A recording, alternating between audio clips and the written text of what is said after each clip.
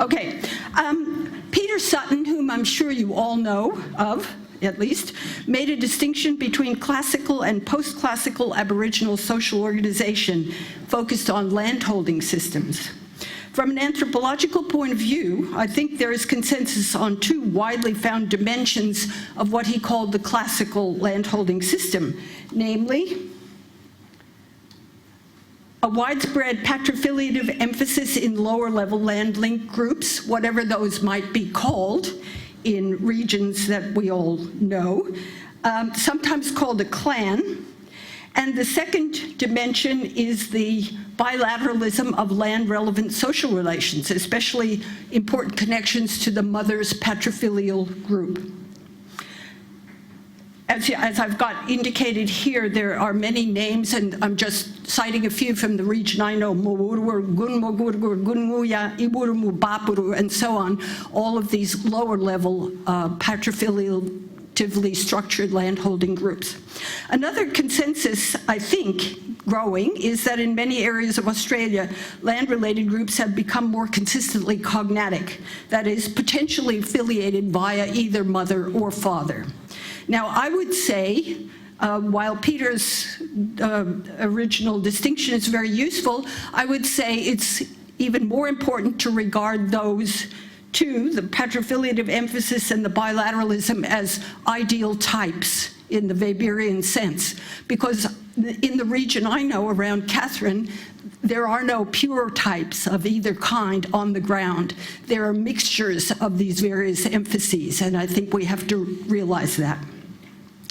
So there are two prior issues to consider in how we view the trend. I think there is a trend to cognatic landholding structures, clearly. In the mid-northern territory that I know best, there's a clear record of the first point. There's a clear record of the patrilineal emphasis attributed to lower-level landholding groups. Sometimes you hear people deny this, and I have heard that on a number of occasions from especially people who have non-Indigenous genitors, non-Indigenous fathers. But I think the evidence all points in the other direction. There were clearly these kinds of lower-level groups pretty much everywhere that I know. The structural concept in many areas is called clan in English, but certainly they were not everywhere exactly the same. So I prefer to speak of local or lower landholding group as the sort of more generic phrase. Such groups varied in their nature and degree of permeability, and I think there is general understanding that there were degrees of permeability whereby people not recruited by biological patrifiliation could gain equivalent or near equivalent status as clanspersons. And this is true, I think, even in the areas like Sharp's Cape York and so on, where he makes that comment that these were permeable in certain ways. On the second issue, I think there's a clear record of bilateralism of land-relevant social relations, such that, for example, people had important connections to their mother's patrilineal group especially, and wider kindred, and sometimes, as for example in Northeast Arnhem Land and the Kimberley, and elsewhere, to patrilineally recruited groups within which matrilateral relatives are normatively, at least, to be found, sometimes with enough regularity to be understood and respected by practitioners as a system of marriage alliance, as we find in Arnhem Land and the Kimberley. There's little doubt of these twin emphases in general, I'd say, and no doubt that both patrigroups and maternal kindreds had or have land-related rights and responsibilities. Whether singly or in combination, they are judged to fulfill they have been judged to fulfill the criteria of claim statutes concerning, for example, the territory land rights criteria of primacy, of responsibility and connection and right and so on. What kind of priority or primacy they may have, especially the matrilineally linked people, seems to me to have been a matter of Aboriginal law and politics, but there is no simple formulation possible, I think, of a generally applicable law. So I think we should avoid entification of those sorts of connections in terms of a notion of law. Though I say to you, I think it is a matter of Aboriginal law and politics around those possibilities. So now let's turn to the question of what happens to these two emphases, the patrifiliative emphasis and the significance of bilateral parental filiation under colonial and post-colonial conditions, or as Sutton puts it, post-classical conditions. From his and other discussions, it seems clear that the patri emphasis, that is, normative patrifiliative recruitment, which formerly was correlated with gendered priority of men with respect to some areas of secret knowledge, with respect to ceremonial performance and so on, and complementarity from the matrilateral side, is altered, and there arises a social structure which is cognatic, or, to slightly distort a usage that Kingsley has made, degendered to some extent, in the sense that men and women have a greater equivalence as potentially relevant forebears. This, I would say, is a significant transformation of what Sutton called the classical system. It goes beyond earlier structural conditions in which women were linking relatives towards even more questions about women as social actors in quite a number of different areas. Now, a cognatic descent group consists of people who share recognized descent from a particular ancestor or set of closely related ones. They are, as Sutton puts it, families. They are kin groups, I'll put up his definition, of enduring and central importance to the conduct of Aboriginal business. They are families of polity in the sense that they form major structural elements of public life. I'll leave you to read the rest of that. Now, I think we can agree on the widespread presence of the family of polity in most of the areas that we know ethnographically, from New South Wales to the Kimberley. But a key issue for the claims process is the extent to which and how such families of polity are associated with land or not. And here I think there is great regional variation in that connection or lack of clear connection. This is important in that the basic principles of group constitution of the family of polity are centrally those of kinship, filiation, and descent, and no longer necessarily involve the same inherence in country as did the clan and similar constructs, as we know from the older literature, example, Lauriston Sharp's work on Cape York. The principal mode of construction of the family of polity is kinship, with birth and adoption the primary gateways, not necessarily consubstantial landedness with all of its spiritual connotations. Does this degree of change mean people have no attachment to places? No, it doesn't mean that. For example, families are to some extent, in areas I know, identified with stations or communities, and sometimes with other sites and places of customary significance. The important point, though, is that the family, as understood, is constituted on other bases than locality. Kin relations are primary. Connections to country are frequently secondary, or may exist in a somewhat vague form. So not only may a family be associated with more than one station or location, but family members may have different local affiliations of importance to them depending on their circumstances and the circumstances of members of the family. This begins to get to the heart of questions about continuity when major social principles are no longer fundamentally land-based, but may be so depending on circumstances. Connection becomes more circumstantial than structural in the older, as it was in the older classical system. As Sutton points out, with cognation, possibilities of optation also become much greater. And as that happens, and correlated with that, it has seemed to me, arguments over blood, as Indigenous people put it, as a principal criterion of who should be regarded as linked to a given ancestor or predecessor, first of all, and often somewhat secondarily to an area, become more acute than formerly, even as they may become more difficult to trace and for people to know in specific detail. On this matter, I think that the focus on questions of both apical ancestry and bloodlines linking people with predecessors has become much greater in the context of claims processes, even as some of the general outlines, as well as the detail of antecedents links to places and country, has become much less well known within regional populations. In other words, there comes about a shift from emphasis on relations to land as primary to one on contemporary people's links to predecessors, with often less clearly known entitlements. Bloodlines can be hotly contested, as we probably all know. In my experience, the forms of debate over connectedness, adoption, and its forms and symbols, the rights to gift children, for example, to relatives in return for previous marriages, were much different when I first got to know Northern Territory communities and did not center on bloodlines in the way that they now do.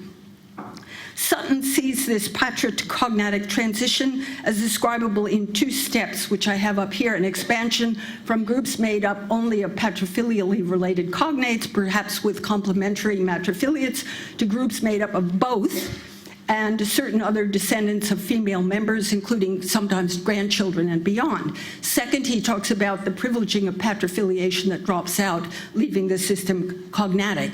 Now, I can briefly give a case in point, which may be illustrative or helpful. I'm sure most of us have cases like this before us.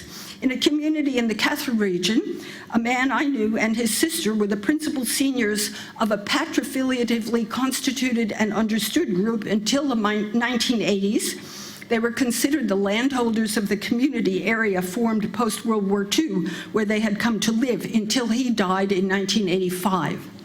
The sister remained recognized as the preeminent traditional owner of the area, as that phrase came into use with the land claims era, until she died about 20 years later in 2005. She had a fairly large family of children who are still all there, mostly there, eventually grandchildren and great-grandchildren. Her own husband came from a different area of Arnhem Land, and as is normative, her children were attributed to the clan of her husband, but their main location of residence, eventual marriage, and so on, was largely in the community where she was preeminent. Over the years, the children of her brother and families, her own children and their families, eventually came to be known by the name of the lower level group that she headed. In other words, the clan name. Its members were partly referred to by that name, but also known under a range of surnames, including that formerly used by her brother, which was actually his Aboriginal name, and continued by his children, but not grandchildren. So effectively, a multi-segmental family of polity had come into being with a sense of their priority in the community and in the area, but much less so in some outlying places where they were also attributed the status of traditional owner, but they had much less effective contact with those areas and much less say over what happened in those areas, which they tended to have delegated to other people who'd come in from various river systems of Arnhem Land. Overall, the changes that went on are too complicated to talk about here, but they spelled a greater concentration of family reputation and dealings with outside agencies in the one community where they were residentially preeminent, and increased delegation alongside the recognition of their traditional owner status in another community. This relates to, in part, to a range of issues that Sutton considered concerning the shifts to cognation. Namely, one of them is that power, he posits that power relations between men and women can be altered radically in this shift. I would not say that the case I have just described by itself shows a radical change in power relations between the genders. I knew the woman especially well and participated in her very, shall I say, ceremonious relationship to her brother, because this is Arnhem Land people, don't forget, and the brother-sister relation is one of extreme high tension, right?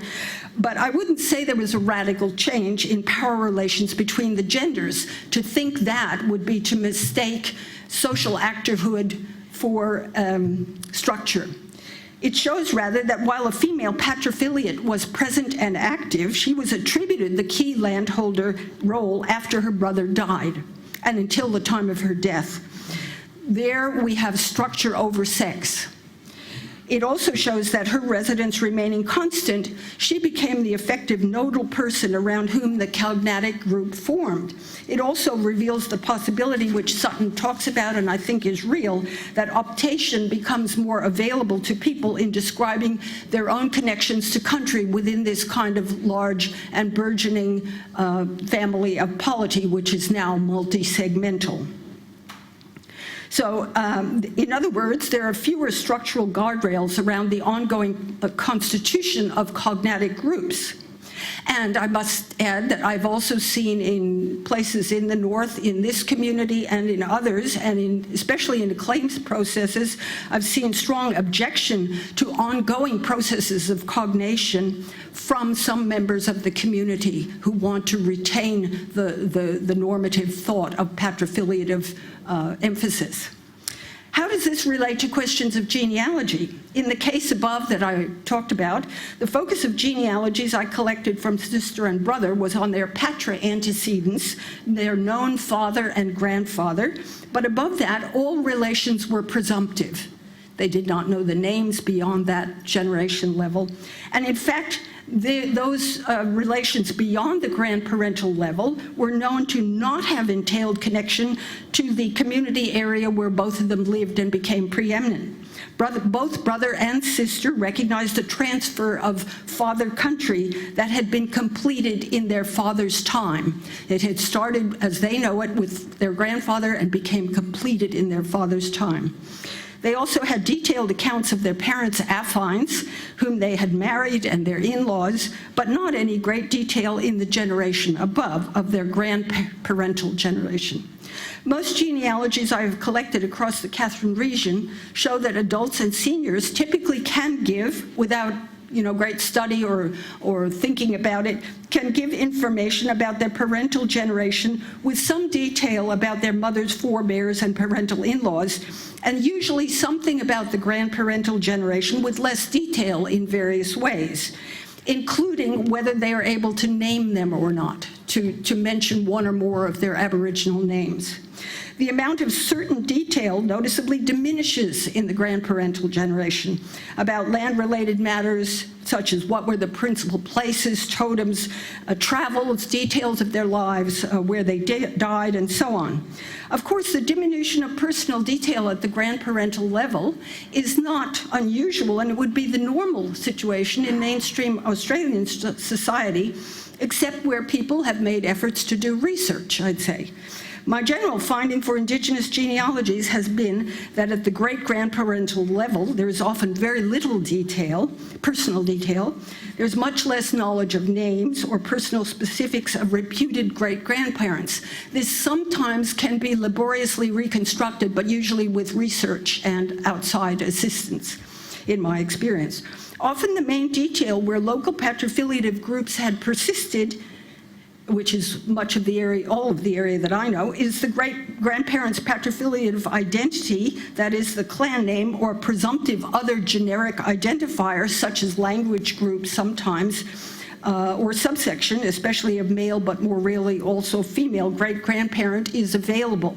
So I'll just show you a quick sketch I did of a common pattern. I de-identified this totally, but it represents a common pattern found in a lot of genealogies from the northwestern, north and south and west of Catherine, let's say, where what you have is an ego who knows his affiliation to, let's call it Clan A, knows that his father came from Clan A, typically without prompting and without thinking and consulting, may not know the name of his grandfather, which is the person at the top of that genealogy called Clan A, but knows mostly will still recognize that person as the forebear within the clan, right? So the name is dropped out. Okay, I'll also quickly show you another pattern, which I've found. This came from some work in Northeast Arnhem Land, where in order to reach and proclaim connection to a clan L, I've called it, people have constructed a string of matrifiliative links on the left-hand side there, from mother to mother's mother, which is a very strong relationship in Northeast Arnhem Land, further to the mother's mother's mother, and then to a nodal ancestor who is sort of quasi-mythical at this point. Okay. So typically at great-grandparental, sometimes also grandparental level, connection to country is presumptive. That is, these details are not available at those upper generation levels, and details of association with country are in the first, as in the first genealogy I showed you, usually more often based on structural features rather than knowledge of persons. The situation may vary a lot, and it may vary a lot also depending on what documentary assists are available from DAIA records or other records, mission records. So I've been suggesting that until some decades past, the existence of lower-level lineal groups provided at least one basis for presumptive relationships of people to country in a structured way based on lineality. Not only one's own group, but other groups. Change, including of the membership of groups and of group identity and structure, was certainly always possible with regional variance, along with the structures and politics of bilateral kinship. The significance of bilateral affiliation always seems to have been one major dimension of possible change and readjustment in both local group populations and structures. Continuity must be taken to, when you talk about the notion of continuity, the concept, it must be taken to include all of these variables and to be, in my experience, presumptive once one goes beyond the detailed evidence available from informants and records, and that usually is once you get beyond the grandparental level.